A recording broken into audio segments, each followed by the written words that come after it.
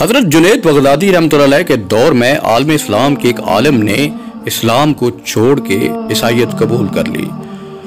उनके पास उलमाए कराम का एक वफ्द जाता है और उनसे पूछता है कि आखिर ऐसा क्या हो गया। उनके ख्याल में था शायद किसी ईसाई उलमा से मुनाजरा हुआ है, तो मुनाजरा हार गए हैं, तो उन्होंने इसलिए इस्लाम को छोड़ दिया है। जब उनसे माजरा पूछा गया तो उस शख्स ने कहा कि मेरे साथ हुआ कुछ यूं कि मैं एक जगह पे इमामत कराता था, तो एक दिन मैंने सख्त सर्दी थी, सर्दियों में वुज़ू किया, नमाज के लिए जो है मसल्ले पे आया, नमाज के लिए खड़ा हुआ, तकबीर तहरीमा हुई, अकामत हुई, अल्लाह अकबर जब मैंने कहा तो मेरा वुज़ू टूट गया। मगर मैंने इस ख्याल से कि लोग मेरा मजाक उड़ाएंगे वुज़ू नहीं किया और उसी बिन वुज़ू ही जमात करा दी।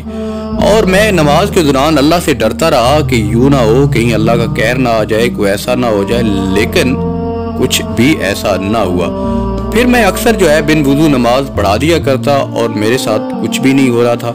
तो मैं जो है शुबन में शिकार था कि ये आखिर ऐसा क्यों मुझ पे अल्लाह की पकड़ नहीं आ रही है। फिर मैंने एक दिन बिन गुस्ल के ही हाजत थी मुझे, मैंने नमाज पढ़ा दी और मैं नमाज के दौरान डरता रहा कि अल्लाह का कहर अब तो आया के आया, मगर कुछ भी नहीं हुआ मुझे, मैंने नमाज पढ़ा दी। और मैं अक्सर नमाज ऐसे बिन गुस्ल के बिन वुज़ू के पढ़ा दिया करता।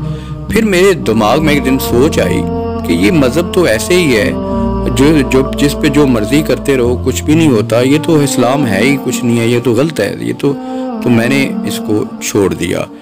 तो उनमें से उलमाए कराम बैठे हुए थे, तो उनमें से जो है वो एक आलिम दीन जो है बड़े अल्लाह के वली थे, बड़े नेक थे, उनके मुँह से अचानक से चीख निकलती है और वो कहते हैं कमबख्त, तू क्या समझता था कि तुझ पे मस्जिद गिर जाती तो अल्लाह का कहर होता, तेरे बच्चे मर जाते, तेरे बच्चे भूखे मर जाते, तुझसे अल्लाह रोटी छीन लेता, ये अल्लाह के अजाब की शक्ल है।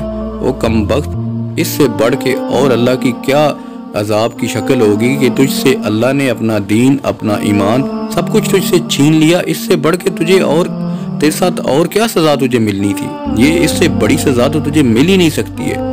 तो अल्लाह ने तुझसे सजदों की तौफीक छीन ली है, तुझसे एक बहुत बड़ा मनसब जो है इमामत का, आलम दीन का, इमामत का, वो छीन लिया है, तुझसे दीन छीन लिया है, तुझसे मज़हब छीन लिया है। तू तो तेरे पास तो तेरे पल्ले तो कुछ रहा ही नहीं। तू क्या समझता है कि तेरी औलाद सलामत है, तुझ पे जो है वो रिज़्क़ की बारिशें हो रही हैं, तो जो है ये अल्लाह का अजाब नहीं आया। वो अल्लाह का अजाब तो तुझ पे ऑलरेडी आ चुका है कमबख्त, तूने तो अल्लाह के अजाब को झील रहा है तू। तो दोस्तों, हम आमतौर पे देखते हैं अपनी ज़िंदगी में कि जालिम जो है दंदनाते फिर रहे होते हैं, तो अल्लाह की पकड़ ज़रूर आती है। अगर इस दुनिया में ना आए तो आखिरत में तो ज़रूर आती है।